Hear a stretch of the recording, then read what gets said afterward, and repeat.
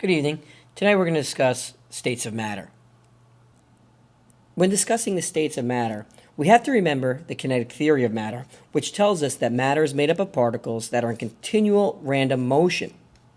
Based on that theory, we could separate matter into three different states. Actually four, but we're only going to talk about three this year.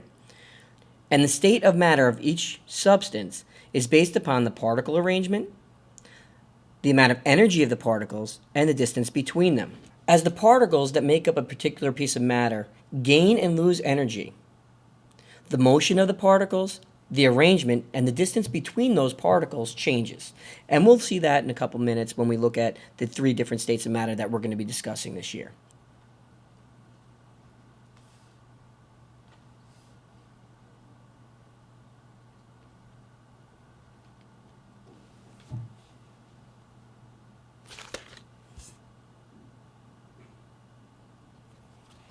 This year we're going to focus on three general states of matter. There is a fourth called plasma, but we're just going to discuss solid, liquid, and gas states.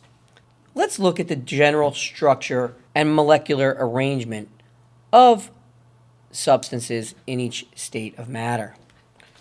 Let's start with solids, which have the lowest molecular kinetic energy of all the three states.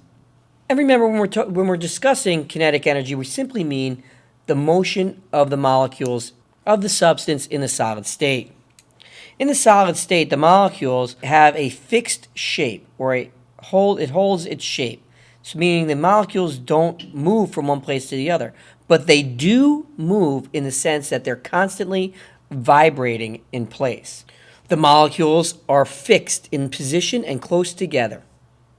As a substance absorbs heat energy from its environment, the molecules will start to vibrate faster and faster and faster until they actually can move across one another. Once all the molecules of a substance have the ability to move across one another, it's considered a liquid.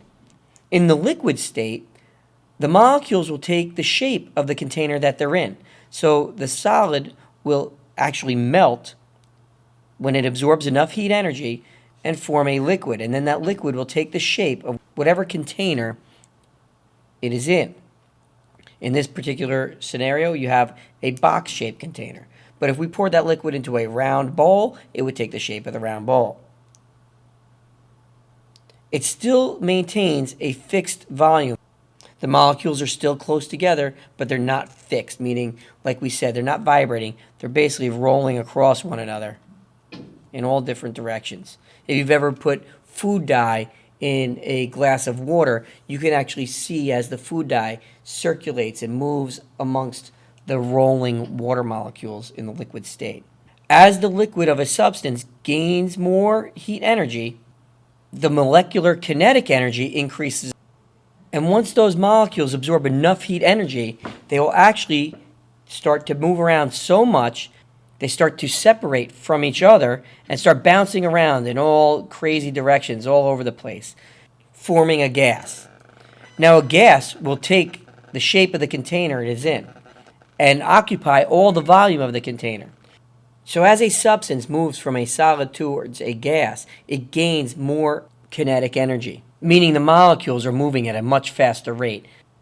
You may even be asked the question, can a gas tank ever be half empty? And the question would be no, because if it's a gas, it should occupy the entire space that it is given. The molecules will be spread out, not fixed in place, and be bouncing off each other and moving around rapidly in a random order. So those are the general characteristics of our three states of matter. So all matter that we'll be discussing this year exists in one of these three states.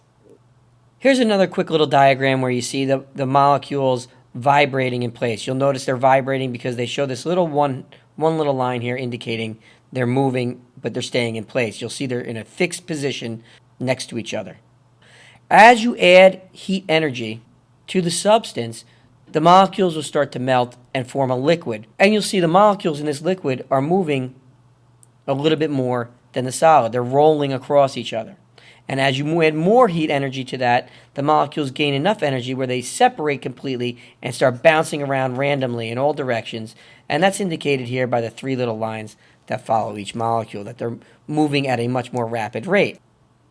If a substance were to lose heat energy, the gas would condense and form a liquid, and the molecules would start to slow down because they're losing their energy. If they continued to lose their energy, they would freeze and form a solid. Okay, so if you want to think of it in a different way, anything that is a solid is frozen, including like pieces of jewelry like gold. A gold ring around your finger is gold in its frozen state. So at room temperature, gold is frozen. Water, on the other hand, at room temperature is in a liquid state. And air at room temperature is in a gaseous state. It's a mixture of all different gases. Okay? If you have any questions about the three different states of matter and their characteristics, please feel free to ask.